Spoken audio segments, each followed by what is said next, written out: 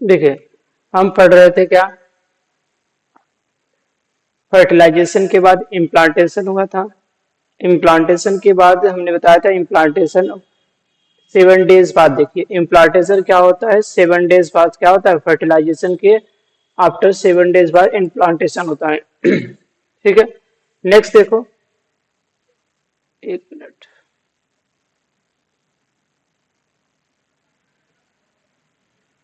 ठीक है, देखो इम्प्लांटेशन होता है।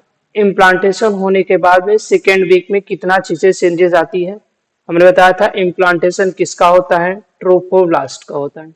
इम्प्लांटेशन किसका होता है, ट्रोफोब्लास्ट का होता है। यह ट्रोफोब्लास्ट डिवाइड होता है, साइटोट्रोफोब्लास्ट साइटोट्रोफोब्लास्ट बनाता है। एंड बीच में क्या होती है, कुछ सेल होती है जिसे इनर सेल मास कहते हैं। यह डिवाइड होता है, हाइपोब्लास्ट इपीब्लास्ट का फॉर्मेशन करता है। एपीब्लास्ट एमनियन का फॉर्मेशन करता है, हाइपोब्लास्ट यॉर्क सैक का फॉर्मेशन करता है। इनके बीच में, एमनियन के बीच में जो कैविटी पाई जाती है एमनियाटिक कैविटी कहते हैं। ठीक है, अब जो हाइपोब्लास्ट होता है इसके बीच में एक लेयर का फॉर्मेशन करता है जिसे एक्स्ट्रा एम्ब्रियोनिक मेम्ब्रेन कहते हैं, जो किसका फॉर्मेशन करता है, फीटल अम्बिलिकल कार्ड। यही फ्यूचर में क्या बनाता है, प्लेसेंटा बनाता है। साइटोट्रोफोब्लास्ट में बताया था, साइटोट्रोफोब्लास्ट और एक्स्ट्रा एम्ब्रियोनिक मेम्ब्रेन को कोरियन कहते हैं। ठीक है, इतना है। ये कोरियन फिंगर लाइक स्ट्रक्चर का फॉर्मेशन करता है जिसे हम कोरियानिक विलाई कहते हैं। इतना चीजें हमने देख लिया था।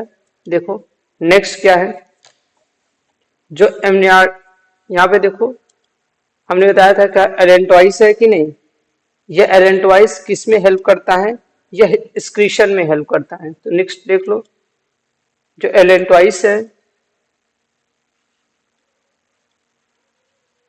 एलेंटॉइस यह किस में हेल्प करता है, help in secretion. Waste product को क्या करता है, बाहर निकालने में हेल्प करता है। नेक्स्ट हमने एक और बताया था, यॉर्क सैक। ठीक है, क्या बताए थे, यॉर्क सैक। यॉर्क सैक क्या करता है, यह हीमोपाइसिस मतलब ब्लड का फॉर्मेशन कराता है। किस में हेल्प करता है, help in formation of blood. Blood के फॉर्मेशन में यह हेल्प करता है। ब्लड के फॉर्मेशन के प्रोसेस को हम इरिथ्रोपोइसिस कहते हैं, या तो हम इसी का नाम देते हैं हीमोपोइसिस भी कहते हैं।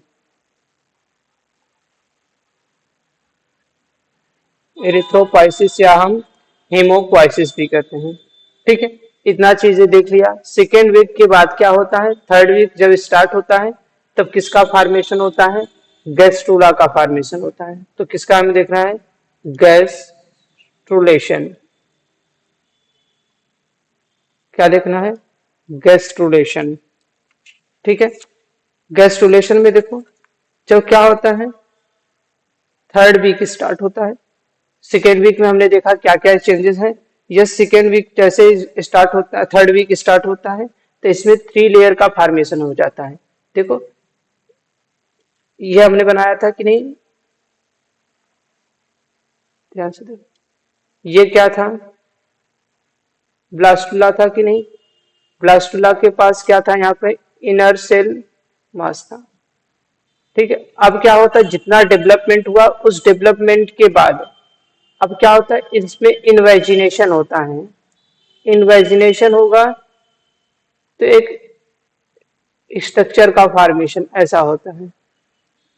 ठीक है, जब इन्वेजिनेशन हुआ तो देखो इसके पास ये एक लेयर का फॉर्मेशन, आउटर लेयर का फॉर्मेशन, ये इनर लेयर का फॉर्मेशन हुआ। ठीक है, और बीच में एक और सेल का फॉर्मेशन, यहाँ लेयर का फॉर्मेशन होना स्टार्ट हो जाएगा। तो कितने लेयर बन जा रहा है ये,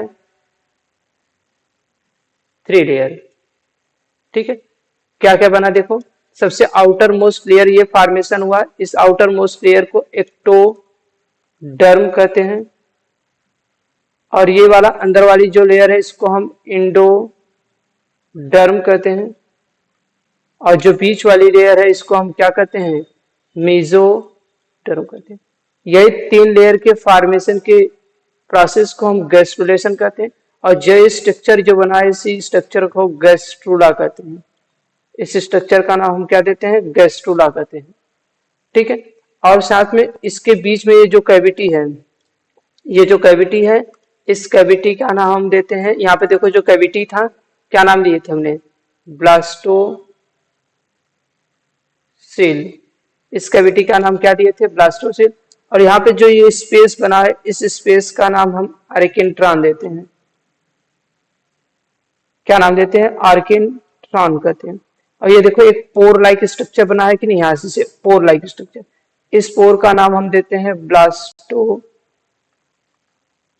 कहते हैं। क्या नाम देते हैं, ब्लास्टोपोर। अब यही 3 स्ट्रक्चर के फॉर्मेशन के प्रोसेस को, गैस्ट्रुला के फॉर्मेशन के प्रोसेस को ये क्या कहते हैं। तो ये प्रोसेस कब होता है, ये स्टार्ट कब होता है, इन 3rd वीक। कब होता है, 2nd वीक में हमने चेंजेस देखा, ये 3rd वीक में ये तीनों लेयर का फॉर्मेशन होता है। तो यही तीनों लेयर पूरे आर्गन का फॉर्मेशन करता है।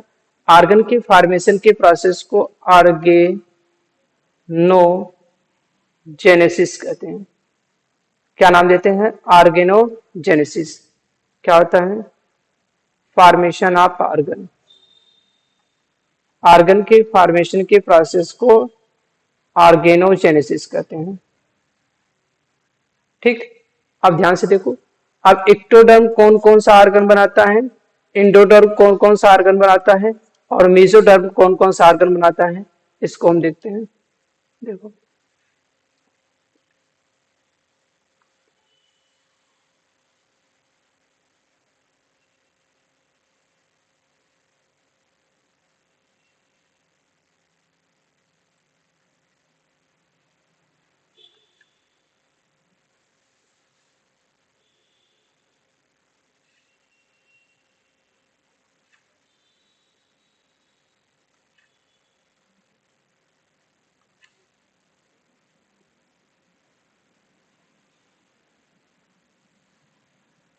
देखिए कौन कौन सा ऑर्गन किसका कौन फॉर्मेशन करता है। चलिए देखिए, ठीक है। अब देखिए सबसे पहला हम देख रहे हैं कौन सा, एक्टोडर्म। सबसे पहला कौन सा, एक्टोडर्म। दूसरा कौन सा है, मेसोडर्म है। एंड नेक्स्ट कौन सा है, लास्ट इंडोडर्म। ये 3 लेयर था कि नहीं, इन्हीं तीनों लेयर को हम जर्म लेयर कहते हैं। क्या नाम देते हैं, जर्म लेयर कहते हैं। अब देखो एक्टोडर्म कौन कौन सा ऑर्गन का फॉर्मेशन करता है। ठीक है, सबसे पहला एक्टोडर्म क्या बनाता है, एपिडर्मिस ऑफ स्किन। स्किन की जो एपिडर्मिस है ये किसका फॉर्मेशन कौन बनाता है, एक्टोडर्म बनाता है। हेयर कौन बनाता है, एक्टोडर्म बनाता है। ठीक है, नेल कौन बनाता है, एक्टोडर्म बनाता है। ठीक है, नेक्स्ट देखो दूसरा हमारा दांत की इनेमिल। इनेमिल किसका बना होता है, एक्टोडर्म का। हमारी सलाइवरी ग्लैंड किसका बना होता है, एक्टोडर्म्स की ओरिजिन होती है। कौन सी, सलाइवरी ग्लैंड की ओरिजिन कौन सी होती है, एक्टोडर्मल होती है। नेक्स्ट देखो हमारी नर्वस सिस्टम भी कैसी होती है, एक्टोडर्मल। नर्वस सिस्टम भी हमारी कैसी होती है, एक्टोडर्मल ओरिजिन होता है। ठीक है, मेमोरी ग्लैंड भी क्या होती है, मेमोरी ग्लैंड की ओरिजिन भी कैसी होती है, एक्टोडर्मल होती है। ठीक है, नेक्स्ट आई का जो हमारा आंख का जो पार्ट है, पार्ट ऑफ आई, आई का जो पार्ट है वो भी किसका कौन सी ओरिजिन है, एक्टोडर्मल ओरिजिन है। हमारी ईयर भी कैसा है, एक्टोडर्मल ओरिजिन है। पिट्यूटरी ग्लैंड, ये भी कैसा है, एक्टोडर्मल ओरिजिन है। ठीक, नेक्स्ट हमारा कौन सा है, पीनियल ग्लैंड। पीनियल ग्लैंड भी हमारी कैसी है, एक्टोडर्मल ओरिजिन है। ठीक है, ये सब के सब कैसे हैं, एक्टोडर्मल ओरिजिन हमारे बॉडी के आगे। ठीक है, मेसोडर्मल देखो, कनेक्टिव टिश्यूज, जितने हमारे बॉडी में कनेक्टिव टिश्यू हैं सब के सब कैसी हैं, एक्टोडर्मल है टिश्यू। ठीक है, blood, bone marrow, ligament, tendon, ये सब कैसे हैं, एक्टोडर्मल ओरिजिन है। जैसे सॉरी मेसोडर्मल, ब्लड की ओरिजिन भी कैसा है, मेसोडर्मल है।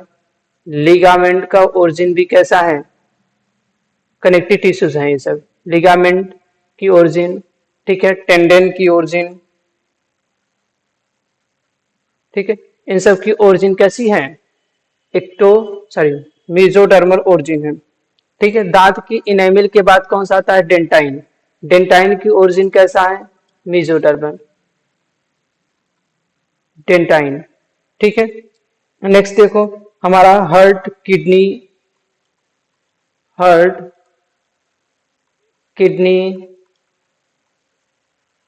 ठीक है, ये सब की ओरिजिन कैसी है, नोटोकार्ड, नोटोकार्ड, इसकी भी ओरिजिन कैसी है, एक्टोडर्मल, नोटोकार्ड। ठीक है, ओरिजिन इसकी एक्टोडर्मल है। ठीक है, रिप्रोडक्टिव सिस्टम। ठीक है, जितने रिप्रोडक्टिव सिस्टम के पार्ट आर्गन है सबके सब कैसा है, रिप्रोडक्टिव सिस्टम की ओरिजिन सब कैसी है, मेसोडर्मल है। लेकिन एक को छोड़कर, कौन सा, एक्सेप्ट प्रोस्टेट ग्लैंड, पढ़े हैं कि नहीं हमने, प्रोस्टेट ग्लैंड। प्रोस्टेट ग्लैंड की ओरिजिन कैसी है, यह कैसा है, सॉरी इंडोडर्मल ओरिजिन है। लेकिन ये कैसा है, सबके सब रिप्रोडक्टिव ऑर्गन का सबका मेसोडर्मल है, लेकिन इसका प्रोस्टेट की कैसा है, एक्टोडर्मल ओरिजिन है। ठीक है, नेक्स्ट देखो इंडोडर्मल में ओरिजिन में